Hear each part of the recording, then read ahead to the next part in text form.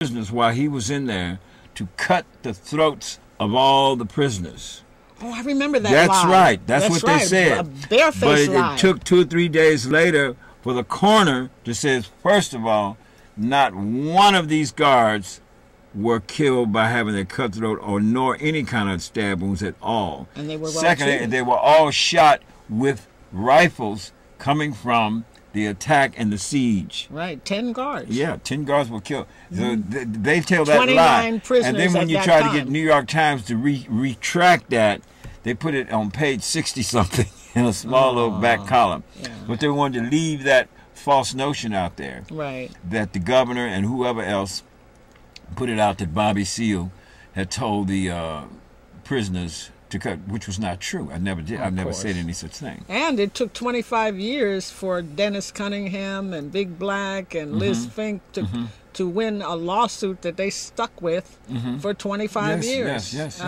And then only some measly $12 million for all those plaintiffs, some of whom had already died by that time. I'm putting out a book called Big Events, My Bobby Seale's Big Events, 1960s Protest Movement Era.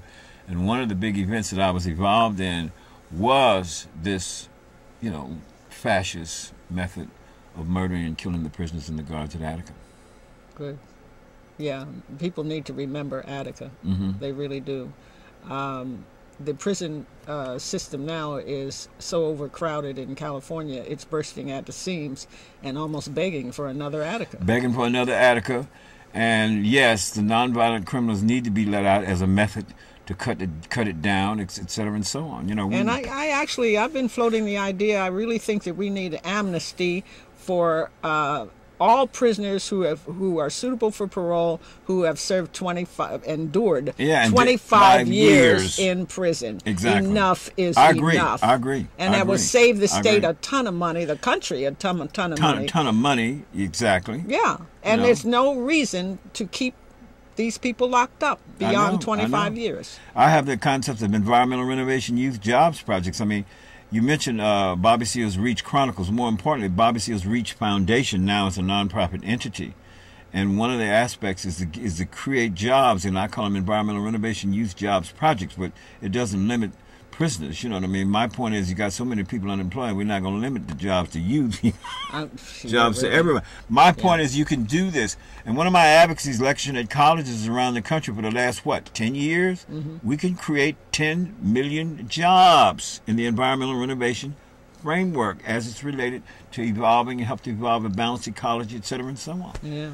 So, but we better not try doing it within the system. Well, the system or not Dan the system. Jones has tried it already. I know, but the point of the matter is, you still got to go up against it. You got to. Yes, definitely. We just don't have enough progressive politicians. You know what I mean?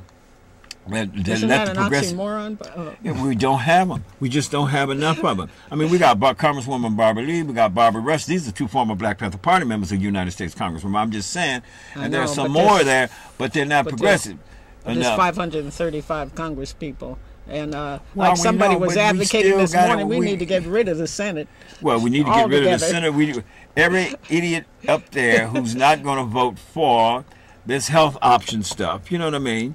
It needs to be voted out of office. And you need a progressive movement of young people who understand beyond that. All these healthcare systems in all these other countries work where you take care of all the people health-wise and so on. But I'm just saying, this is the problem.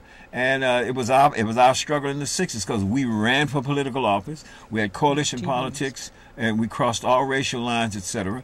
And our coalition politics for all progressive people, with your white, black, blue, red, green, yellow, purple. If you were progressive and you related to the human liberation struggle, that was being progressive in our sense then we worked together. Because that's what it's about in the final analysis. How do we get legislation and policies that make human sense? And we need enough legislators to evolve that kind of thing. And I'm still out here preaching about this on college campuses all across the United States of America. Right on. Bobby, it's been such a pleasure to have you here on Freedom is a Constant Struggle. We'll have to get you back. Okay, I would be happy to come back. I want to thank you so much for joining me here. And I want to thank my board op, Peter Camarda, for taking care of business. And I've also wanted to thank you viewers for tuning in to Freedom is a Constant Struggle.